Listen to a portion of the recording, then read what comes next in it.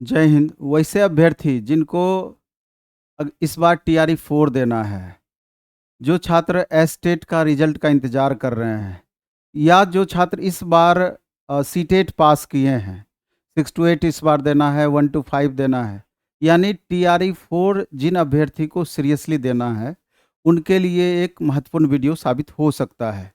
इसमें वैसे भी अभ्यर्थी के लिए खास वीडियो है जिनको टीआरई 3 में अच्छा एग्जाम नहीं गया है और मार्जिन यानी रिजल्ट तो अभी आया नहीं है, रिजल्ट का जो एक एवरेज होना चाहिए उससे ज़्यादा कम मार्क्स आ रहे हैं।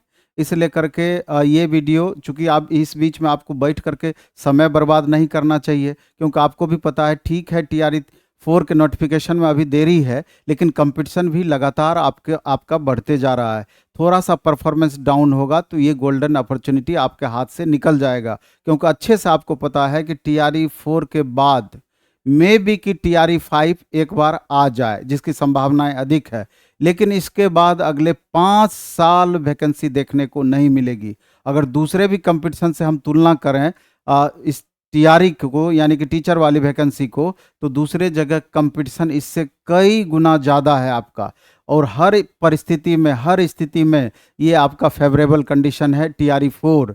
इसलिए करके जिन भी छात्रों को आगे टीआरई 4 देना है, अभी से उनको सीरियस हो जाना पड़ेगा, क्योंकि अभी से 4 से 5 महीने का मेहनत हो सकता है कि आपका एक सीट सुनिश्चित कर दे, और नहीं तो अभी 4-5 महीने किसी भी तरीके से आपका बर्बाद चला जाता है या बहुत सीरियस नहीं होते हैं तो आपको हाथ मलते रह जाना पड़ेगा, फिर ज़िंदगी में ऐसा अपॉर्चुनिटी आपके पास नहीं आएगी। इसलिए कर ये वीडियो थोड़ा आपका लंबा हो सकता है, चूँकि कई स्लाइड में बटे हुए हैं और हर छोटी छोटी चीज़ें जो आपको रिजल्ट दिला सकती है, इस वीडियो में उस पर हम डिस्कशन करने वाले हैं। इसलिए मे भी 20 मिनट 25 मिनट का आपका टाइम चला जाए, लेकिन आपके लिए महत्वपूर्ण साबित हो सकता है। चलिए, बहुत ज़्यादा समय हम आपका नहीं लेंगे, इस पर चर्चा करेंगे कि आखिर इस वीडियो में क्या क्या चीज़ें हैं।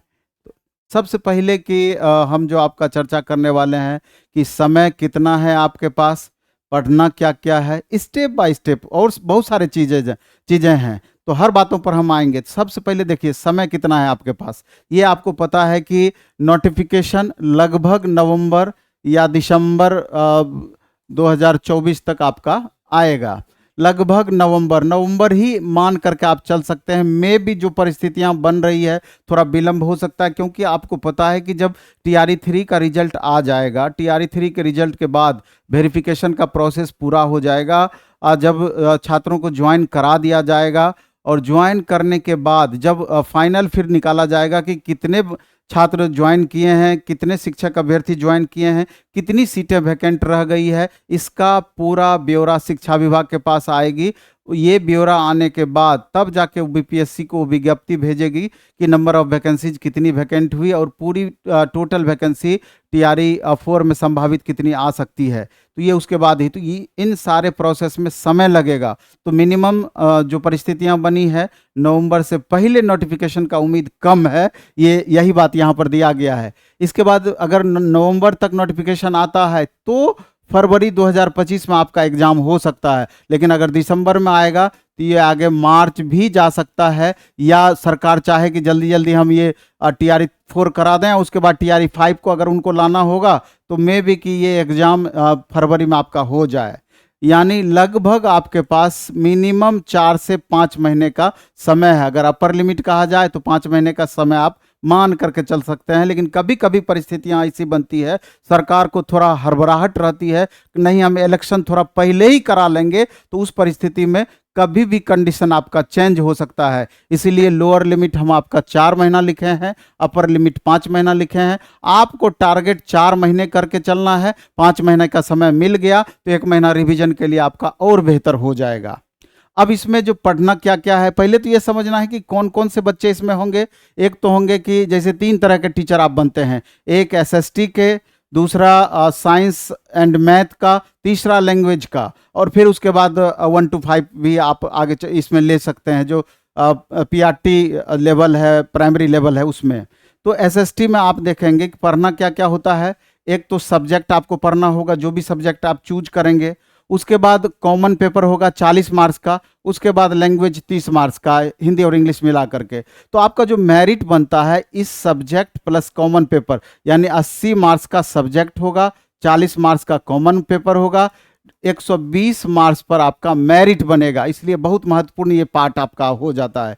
इसके बाद जो एसएसटी के बाद मैथ और साइंस वाले हैं, तो यहाँ पर 40 नंबर का मैथ पूछेगा, 40 नंबर का साइंस पूछेगा, और 40 नंबर का यहाँ भी ये कॉमन पेपर ये आ जाएगा, ये 40 मार्क्स में 120 यहाँ हो गया। लैंग्वेज में जिनका हिंदी है, इंग्लिश है, संस्कृत है, उर्दू है, जो भी लैंग्वेज पेपर है, तो 80 मार्क्स इनका लैंग्वेज पेपर से रहेगा, प्लस 40 मार्क्स कॉमन पेपर का रहेगा। मालूम है इनको। और 1 to 5 वाले छात्रों के लिए ये जानना जरूरी है कि, और पता भी इनको रहता है कि 120 मार्क्स प्लस 30 मार्क्स, 30 मार्क्स हो गया आपका लैंग्वेज का, इंग्लिश और हिंदी मिला के, जो कि क्वालिफाइंग नेचर का है, और इसी 120 मार्क्स पर आपका मेरिट बनना है। तो इस 120 में आपका क्या क्या रहना है, तो ये पता है कि मैथ रहेगा, इसके बाद आपका साइंस होगा, फिर रीजनिंग होगा, फिर हिस्ट्री में भारतीय राष्ट्रीय आंदोलन होगा, ज्योग्राफी होगा, जीए होगा। ये सारे पेपर आपका 1 to 5 में रहते हैं। तो इस सिलेबस को उसी के अकॉर्डिंग लेकर के आपको चलना चाहिए।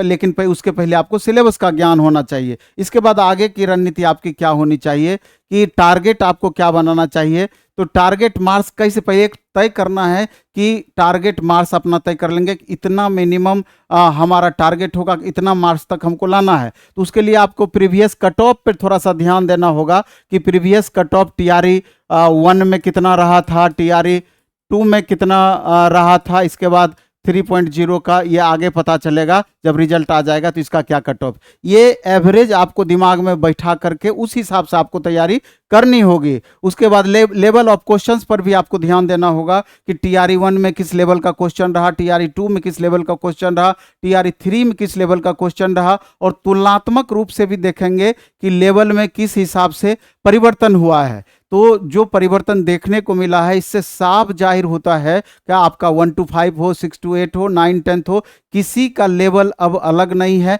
मिनिमम लेवल से मैक्सिमम लेवल तक आपको पढ़ना ही होगा। अगर सिर्फ आप 1 to 5 को 8 क्लास तक पढ़ेंगे तो आप 1 to 5 नहीं पास कर सकते हैं, क्योंकि उसका लेवल मिनिमम 10th लेवल तक टच कर रहा है। थोड़ा बहुत ऊपर भी 2-4 क्वेश्चन बढ़ने की संभावनाएं बनी रहती है। इसलिए करके आपको जो तय करना है मिनिमम लेवल से मैक्सिमम लेवल। इसके बाद क्या करना चाहिए हमको, क्या करें हम, तो सबसे पहले है क्या कि सिलेबस के अकॉर्डिंग कंटेंट आप देख लीजिए कि जो सिलेबस है उसके अकॉर्डिंग कंटेंट या मटेरियल कलेक्ट करना है। सिलेबस के अकॉर्डिंग कंटेंट या मटेरियल के कई माध्यम हो सकता है। आप कहीं से कंटेंट या मटेरियल आप कलेक्ट कर लिए, एक माध्यम ये हो सकता है। दूसरा और हम आगे इस पर चर्चा करेंगे, एनसीईआरटी और एससीईआरटी। सबको पता है कि अभी एनसीईआरटी और एससीईआरटी लेवल से क्वेश्चन पूछे जा रहे हैं, इस बुक से क्वेश्चन पूछे जा रहे हैं। तो आपको क्लास 6 से लेके क्लास 10th तक का मिनिमम, और 11 12 वाले बच्चे जो हैं तो उनको 11 12 लेवल तक का, लेकिन जो बाकी हैं 1 to 5, 6 to 8, 9 10th को क्लास 6 से लेकर 10th तक एनसीईआरटी का बुक आपको अपने सब्जेक्ट से रिलेटेड कलेक्ट करके रखना है। और बिहार गवर्नमेंट का बुक जो आता है एससीईआरटी पैटर्न का, उसको भी आप रख लें पास में। हालांकि दोनों में बहुत अंतर नहीं है, एक भी रख लेंगे तो काम चलेगा, लेकिन अगर आपको ज़्यादा रुचि है तो एनसीईआरटी का भी बुक कलेक्ट कर लें, एससीईआरटी का भी बुक कलेक्ट कर लें, क्योंकि आप युद्ध करने के लिए चलेंगे, आपके पास हथियार ही नहीं रहेगा, युद्ध कैसे आप बेहतर तरीके से कर सकते हैं, इस बात को ध्यान रखना है। इसलिए आप लिखा हुआ है कि NCERT SCERT books for relevant subject, यानी कि आपका जो पेपर है उससे रिलेटेड। इसके बाद PYQ यानी प्रीवियस ईयर क्वेश्चंस, अभी आप देखेंगे प्लेटफॉर्म का रुक्मिणी पब्लिकेशन से कुछ दिनों के बाद, एक आध सप्ताह के बाद टीआरई 1 2 3 तीनों को ऐड करके आपका क्वेश्चन बैंक फिर नया आ जाएगा। वैसे तो हमारा आता ही आता है, लेकिन नया इस बार का टीआरई 3 का ऐड होकर के आ जाएगा। तो फिर उस सब बच्चों को प्रीवियस ईयर क्वेश्चंस रखनी चाहिए। और प्रीवियस ईयर क्वेश्चन से क्या फायदा होगा कि आपको लेवल हमेशा पता चलते रहेगा, उसी हिसाब से आप तैयारी कर पाएंगे। इसके बाद मॉक का हम चर्चा किए हैं कि प्रैक्टिस वर्कबुक या फिर जो टेस्ट सीरीज होता है उसकी चर्चा की है। इसका महत्व भी आगे चल करके हम बताएंगे, लेकिन ये चारों जो कंडीशन है इस पर आपको ध्यान देना चाहिए। इसके बाद अन्य में है कि क्या करें में कि जैसे दो तरह के बच्चे होते हैं, जैसे एक तो है कि टीआरई 1 दिए, 2 दिए, 3 दिए, किसी कारण से आपका सिलेक्शन नहीं हुआ, कुछ मार्क्स से लगातार आपका छूटते चले गया, तो वैसी परिस्थिति में आपका सारा सिलेबस पढ़ा हुआ होता है। तो जब सारा सिलेबस हमारा पढ़ा हुआ है तो आगे चल कर के हमारे लिए क्या रणनीति होनी चाहिए, वो अलग कंडीशन आपका हो जाएगा। और जो दूसरे वैसे छात्र हैं कि जो इस बार या तो सीटेट पास आउट हुए होंगे, या फिर सीटेट का एग्जाम दे रहे होंगे, या फिर एस्टेट इस बार उनका रिजल्ट आने वाला है, उनको पता है कि इतना मार्क्स आएगा, हम एस्टेट पास कर ही जाएंगे, वैसे छात्र या नए तैयारी करने वाले छात्र, उनके लिए है कि कोई कोचिंग आपको जहां भी अच्छा लगता हो, प्लेटफॉर्म में भी ऑनलाइन ऑफलाइन सारे मोड में क्लासेस चलती है और बहुत बेहतर तरीके से चलती है, उसमें कोई कंफ्यूजन नहीं है। टीआरई 2 में भी 2100 प्लस बच्चों का रिजल्ट हुआ था, और टीआरई 3 में तो हमको लगता है कि इससे और भी बहुत ज़्यादा रिजल्ट होना है। तो किसी कोचिंग या तो किसी कोचिंग के माध्यम से आप तैयारी करें। दूसरा, सेल्फ स्टडी। अगर आपने पहले से तैयारी कर रखा है तो रिवीजन और प्रैक्टिस पर ज़्यादा फोकस करना है। तो कोचिंग अथवा सेल्फ स्टडी, दोनों में अंतर क्या है? दोनों में अंतर, सेल्फ स्टडी से अच्छा कुछ भी नहीं है। आप खुद से पढ़िए, अधिक से अधिक समय भी मिलेगा, अच्छे से उसको मैनेज कीजिए, बेस्ट वे है। लेकिन होता क्या है कि किसी आप ट्यूटर के गाइडलाइन में अगर आप पढ़ाई करते हैं तो जो चीज़ आप 2 महीने में कोई खास पेपर पढ़ेंगे, तो हो सकता है ट्यूटर के माध्यम से 1 महीने में पढ़ लें। हो सकता है कि जो 2 महीने का सिलेबस होगा उसको आपको 4 महीने लग जाए। हो सकता है कि उसमें बहुत सारे टॉपिक आपका अधूरा ही रह जाए, बहुत बेहतर तरीके से नहीं समझ पाए। थोड़ा अंतर यही होता है। लेकिन अगर कोई सीनियर गाइड करने वाले हैं, भाई बंधु, या कहीं से भी उस तरह का गाइडेंस मिलता है, तो मे भी आपको ट्यूटर की ज़रूरत नहीं पड़ेगी। लेकिन बाकी बच्चे अगर कोचिंग का मदद लेते हैं तो फिर हमको लगता है कि थोड़ा आपका राह आसान हो जाता है। आर्थिक रूप से परेशानी थोड़ी सी ज़रूर बढ़ती है, और कोई भी चीज़ अगर आप टाइम देंगे या कोई अपनी सेवा देगा तो स्वाभाविक है कि सेवा शुल्क कुछ ना कुछ तो आपसे लेगा ही लेगा। अब तो ऑनलाइन मोड में इतनी सस्ती सेवाएं हो गई है, अभी 999 रुपये में मैक्सिमम बैच अपना मिल रहा है प्लेटफॉर्म का। तो उसके लिए अपना ऐप है, प्लेटफॉर्म बाय नवीन कुमार सिंह। ये ऐप को डाउनलोड करके आप सारे बैचेस टीआरई 4 के लिए उपलब्ध हैं, वहाँ से ऐड हो सकते हैं। ऑफलाइन अगर आप आर्थिक रूप से सक्षम हैं, 4-5 महीना टीआरई 4 तक अगर पटना आ सकते हैं, तो हो सकता है अगर कष्ट से भी यहाँ आ जाएं, 5-6 महीना पटना रह पाएँ, तो यहाँ का जो एक माहौल होगा, एटमॉस्फेयर मिलेगा, तो वहाँ पर और बेहतर परफॉर्मेंस की संभावना रहेगी। तो पैसा कौड़ी आपका थोड़ा बहुत ऊपर नीचे आप कैसे मैनेज करते हैं, ये तो आपका प्रॉब्लम है। अगर संभव है तो वो करिए, नहीं तो ऑनलाइन भी बेहतर माध्यम है, तो वहाँ से भी आप लाभ उठा सकते हैं। ये आपके ऊपर डिपेंड करता है, लेकिन अंतर जरूर हो जाना है। आप यहाँ आके क्लास कीजिएगा, 1500 बच्चे के बीच बैठ के टेस्ट दीजिएगा, तो टेक्निकली थोड़ा सा अंतर होगा, साइकोलॉजिकली तो वो आपके ऊपर डिपेंड करता है। इसके बाद हम लिखे हैं कि न्यू स्टूडेंट को एक बार अच्छे शिक्षक से पढ़ लेनी चाहिए, जो बातें हम बोले। अब इसमें कहाँ कंफर्टेबल हैं आप उसको देख लीजिए। अब जो बच्चे खुद से रिवीजन की हम बात बोले हैं, या जिनका पहले से पढ़ा हुआ प्रैक्टिस की बात बोले हैं, उस पर हम आगे फिर आएंगे। आपको क्या करना चाहिए, एक डेली रूटीन बनाना चाहिए। अब यहाँ पर आप गौर करेंगे, जो छात्र सीरियसली टीआरई 4.0 देना है उनके लिए मेरा खास इंस्ट्रक्शन है कि डेली एक रूटीन आप बनाएं। जैसे सुबह सो करके उठते हैं, डेली रूटीन बनाएं। डेली रूटीन में क्या क्या शामिल होना चाहिए? एक तो पढ़ाई के घंटे आपको फिक्स करना होगा कि हमको 8 से 10 घंटा डेली पढ़ाई करनी है, 6 से 8 घंटे पढ़ाई करनी है, आपकी क्षमता के अकॉर्डिंग और जितना आप मैनेज कर सकते हैं उसके अकॉर्डिंग। लेकिन कोशिश करिए कि अगर जीवन में सफल होना चाहते हैं तो इससे बेस्ट समय आपके पास अभी नहीं है।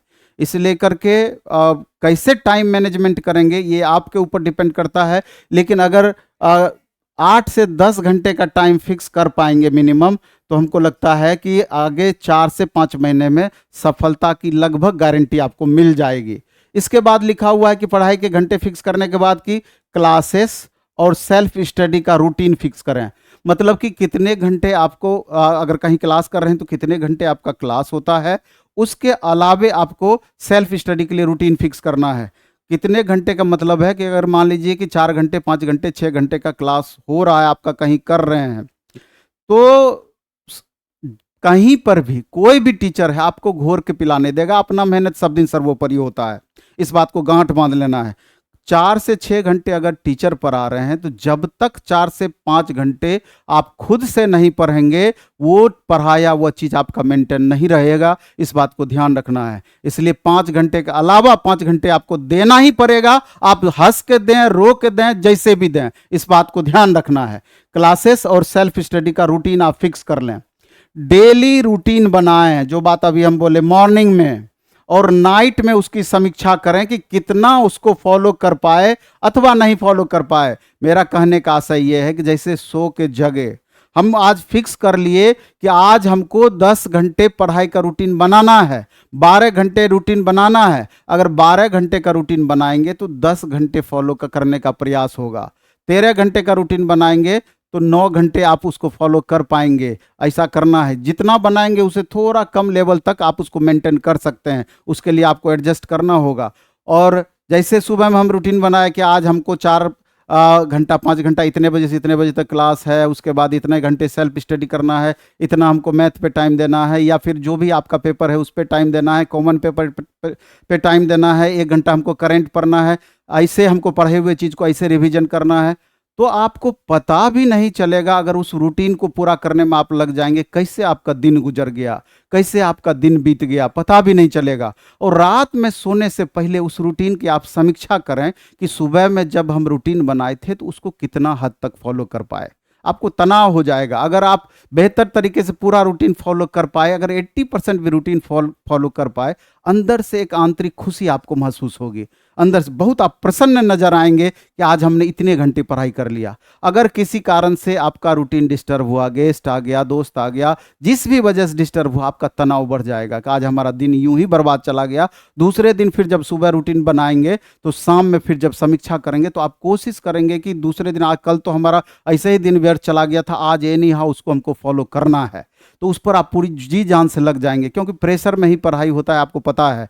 तो फिर उसको, इसलिए रूटीन ये आपको बहुत फायदा पहुंचाएगा। जिस भी हिसाब से आपका रूटीन दिनचर्या है उस हिसाब से रूटीन बनाएं। सुबह अगर लेट से उठते हैं तो उसके हिसाब से आप रूटीन तय करें, लेट नाइट तक पढ़ते हैं उस हिसाब से रूटीन तय करें। ये आपके ऊपर डिपेंड करता है, क्योंकि सबका डेली रूटीन, डेली लाइफ अलग अलग है। इसके बाद हम नेक्स्ट स्लाइड पर पहुंचते हैं। डेली रूटीन के बारे में ही ये चर्चा है कि टारगेट फिक्स कर लें कि किसी भी सूरत में इस बार हमको रिजल्ट लेना ही लेना है। किसी भी सूरत में इस बार हमको रिजल्ट लेना ही लेना है। ये दिमाग और जहन में पूरी तरीके से इस बात को बैठा लेना है और उस पर अमल करने में लग जाना है। ये टारगेट आपका एकदम स्ट्रॉन्ग विल आपका होना चाहिए। टारगेट को रूम के दीवार पर लिख करके चिपका दें। TRE4 आपका टारगेट है, आप उसको रूम की दीवार पर चिपका दिए। कहीं से घूम फिर करके आए, सोते बैठते उठते जागते, आपको उस पर नजर पड़ेगा और आपको अंदर से एक फीलिंग पैदा करेगा कि नहीं, इस बार हमको रिजल्ट लेना ही लेना है। इसके बाद है कि सैटरडे संडे को ज्यादा से ज्यादा रिवीजन करें। सैटरडे को वीकली रिवीजन करें और संडे को मंथली रिवीजन करें। इसका ये मतलब होता है कि जैसे आप मंडे टू फ्राइडे जनरली पढ़ाई सब जगह होती है, सैटरडे संडे को टेस्ट वगैरह होती है, डेली भी टेस्ट होती है। तो सैटरडे को आप फिक्स कर लें कि नया चीज़ हम नहीं पढ़ेंगे, बल्कि मंडे टू फ्राइडे में जो हमने पढ़ाई किया है उसका बेहतर तरीके से हम रिवीजन करेंगे पूरा सप्ताह का। क्योंकि रिवीजन जरूरी है, क्योंकि अगर आप रिवीजन नहीं करेंगे आपके दिमाग से 80% चीज़ें निकल जाएगी। इस बात को आप गांठ बांध लें। और योजनाबद्ध तरीके से पढ़ाई करेंगे। एक चीज़ को आप 2 बार 3 बार 4 बार पढ़ पाएंगे, रिवीजन कर पाएंगे, वो आपके दिमाग के परमानेंट मेमोरी में सेट हो जाएगा। वो कभी आपके दिमाग से निकलेगा नहीं।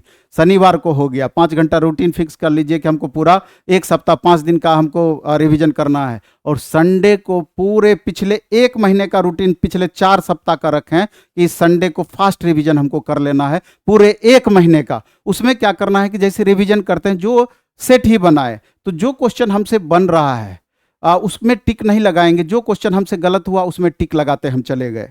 तो इससे फ़ायदा ये होगा कि जब आप रिवीजन करने बैठेंगे सिर्फ उसी क्वेश्चन का सेलेक्टिव रिवीजन होगा जो आप नहीं जान रहे हैं। आपका टाइम बचत हो जाएगा। जिसको जान रहे हैं उस पर आपको ध्यान देने की ज़रूरत नहीं है। कुछ कुछ इस तरीके से आदत आपको बनानी होगी और इसका मैक्सिमम फ़ायदा होगा। दूसरा हम लिखे हैं डिस्ट्रैक्टिव चीज़ें, जैसे mobile, laptop, friends, boys friend हो, गर्ल्स फ्रेंड हो, जो भी हो, रिलेटिव्स को, इन सब से एग्जाम तक बचने का प्रयास करना है। कोई भी आपका रिलेटिव है, भाई बंधु, रिलेटिव, दोस्त, कोई भी है, वो आप बाहर रह के तैयारी कर रहे हैं, कहीं से आ गया, उसके सेवा में लग गए हैं, वही रिलेटिव, वही दोस्त, अगर शुरुआत में आप जैसे सेवा में कर लिया, अगर आपका रिजल्ट नहीं हुआ तो ताने मारने में भी आपको कमी नहीं करेगा। अरे पढ़ता क्या था, हम जाते थे तो ऐसे देखते थे, वैसे देखते थे, ऐसे सेवा करता था, वो करता था, टाइम काटता था। लेकिन अगर उसको तत्काल इग्नोर भी कर दीजिएगा, कोई आया आप उसको इग्नोर कर दिए, ध्यान नहीं दिए, तो उस परिस्थिति में तत्काल दुखी तो वो जरूर होगा, लेकिन अगर रिजल्ट उसका हो गया तो वही रिलेटिव का आपके प्रति नजरिया बदल जाएगा। नहीं, एकदम पढ़ने वाला लड़का था, एकदम पढ़ाई में पूरी तरीके से लीन रहता था, हम रिलेटिव होके गए तो हमको इग्नोर किया, इतना पढ़ने में वो तल्लीन था, तो तुरंत नजरिया चेंज होता है। इसलिए मेरे ख्याल से करियर फर्स्ट, एक बार आप सफल हो जाइए, सब कुछ मैनेज हो जाएगा, बॉयफ्रेंड गर्लफ्रेंड जो भी है सब आपका बेहतर रहेगा। और नहीं तो रिजल्ट गड़बड़ाया रहते हुए आपका हाथ से निकल जाएगा, इस बात को आप समझिए। चलिए आगे हम बढ़ते हैं। डेली रूटीन में ही अधिक से अधिक लाइब्रेरी का यूज करें। एक्चुअली में होता क्या है कि अभी जैसे गर्मी का टाइम है, पटना की अगर हम कंडीशन बताएं आपको, हो सकता है कि अन्य जगह भी यही बातें हो, कि जहां इस तरह की सुविधाएं हैं उसकी बात कर रहे हैं, बाकी गांव घर में तो अपना माहौल आपको बनाना पड़ेगा। तो होता क्या है कि अधिक गर्मी का, रूम छोटा है, गर्मी बहुत लग रही है, बगल में कोई रूममेट आपका है, उससे आपका डिस्टरबेंस हो रहा है, आप सोना चाह रहे हैं, वो लाइट जला के पढ़ने की कोशिश कर रहा है, आप पढ़ना चाह रहे हैं, वो सोने के लिए आपको कह रहा है नहीं लाइट बंद करो, मेरा सोने का टाइम, बहुत तरीके से डिस्टरबेंस होता है। तो ऐसी परिस्थिति में आजकल अच्छे अच्छे लाइब्रेरी की सुविधा हो गई है, एसी लाइब्रेरी की सुविधा हो गई है। 300 से 500 रुपया जरूर आपका लगता है, लेकिन 5 घंटा भी रेगुलर अगर लाइब्रेरी में टाइम आप दे पाते हैं तो वहाँ कंसंट्रेशन आपका मैक्सिमम रहता है। तो 5 घंटे भी आप अच्छे से पढ़ लेते हैं क्लासेस के अलावा, तो आपका 10 घंटे का रूटीन तो ऐसे ही फॉलो हो जाएगा। अगर ज़्यादा दिक्कत है, सेल्फ स्टडी कर रहे हैं, तो सुबह लाइब्रेरी ज्वाइन कीजिए, शाम लाइब्रेरी ज्वाइन कीजिए, 8 घंटा 10 घंटा कब पढ़ाई कर रही है आपको पता ही नहीं चलेगा। तो इसलिए लाइब्रेरी का मैक्सिमम यूज करें, बुक्स या कंटेंट फिक्स रखें या कम रखें, उसी को बार बार पढ़ें। बहुत बच्चे क्या होते हैं कि थोड़ा फलना बाबू का मटेरियल, फलना कोचिंग का मटेरियल, उस कोचिंग का मटेरियल, इस कोचिंग का मटेरियल, इतना मटेरियल जमा कर लिए, अब पता चला कि पढ़ने के लिए उनके पास समय ही नहीं है, ना अच्छे से ये मटेरियल पढ़ पाए, ना अच्छे से वो मटेरियल पढ़ पाए। इसलिए विश्वास करके पहले एक बार कंटेंट अपना फिक्स कीजिए, मटेरियल फिक्स कीजिए, या जहाँ भी पढ़ाई कर रहे हैं उस पर भरोसा कीजिए और उसी को बार बार पढ़िए, बार बार रिवीजन कीजिए। सेलेक्टिव बुक्स रखिए लेकिन उसका बार बार स्टडी कीजिए, देखिए उससे ज़्यादा फायदा आपको होगा। फिर टीआरई का कंपटीशन लेवल अन्य एग्जाम के मुकाबले फेवरेबल है, इसलिए कुछ दिन सीरियस मेहनत करेंगे तो लक्ष्य को प्राप्त कर लेंगे। अभी टीआरई की आप बात करते हैं, आप देख लीजिए कितने बच्चे फॉर्म भरते हैं और कितनी वैकेंसियां रहती है। अगर दूसरे एग्जाम्स की तुलना करेंगे, रेलवे अभी ग्रेजुएट लेवल फॉर्म निकला हुआ है, 8100 पोस्ट के लिए मिनिमम 75 लाख से ज़्यादा बच्चे फॉर्म भरेंगे।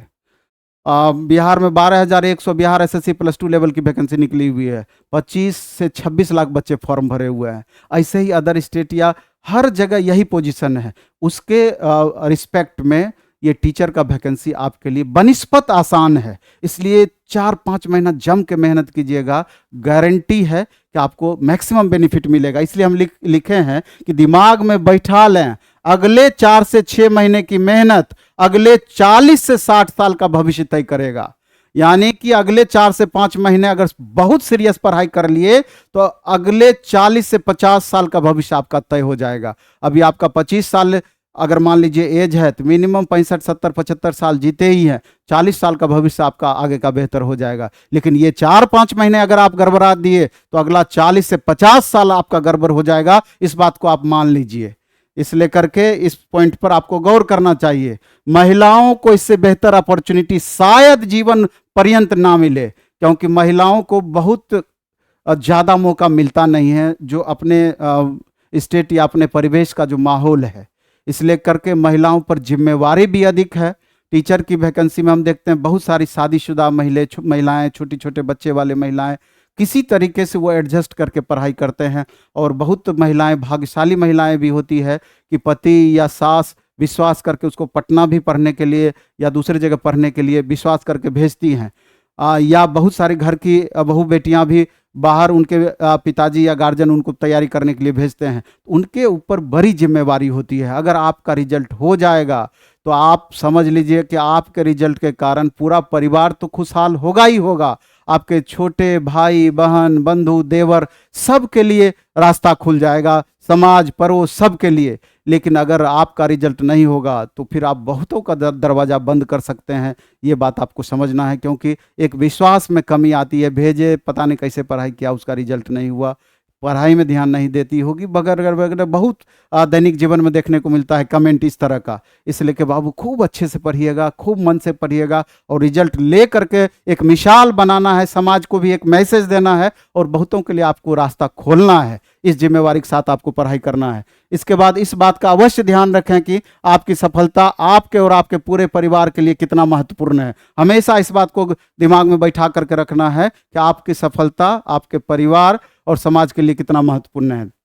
असफलता की कल्पना मेहनत के लिए आपको प्रेरित करेगी और उसके निगेटिव पहलू को भी ध्यान में रखना है। अगर आप सफल नहीं होते हैं, तनाव जरूर आपका बढ़ाएगा, लेकिन आपके ऊपर प्रेशर भी बढ़ाएगा और पढ़ने के लिए प्रेरित भी करेगा। और आपकी सफलता भी आपको वो खुशी अंदर से फीलिंग महसूस कराएगी कि आप सफल होते हैं तो उसका प्रभाव कहाँ कहाँ दिखेगा, और सफल होते हैं तो उसका प्रभाव कहाँ कहाँ दिखेगा। इसलिए दिमाग में ये बातें भी हमेशा बैठा करके रखनी चाहिए और इस तरह की बातें होनी चाहिए। तो ये चंद पहलू हैं, चंद लाइनें हैं, चंद बातें हैं कि जो आपको सफलता का द्वार आपके लिए खोलेगी। और लास्ट में हम फिर आपके लिए थोड़ा सा हम कहना चाहेंगे कि चूंकि प्लेटफॉर्म बाय नवीन कुमार सिंह लगातार TRE 1 में भी बेस्ट प्लेटफॉर्म रही, बहुत अच्छा परफॉर्मेंस दी है।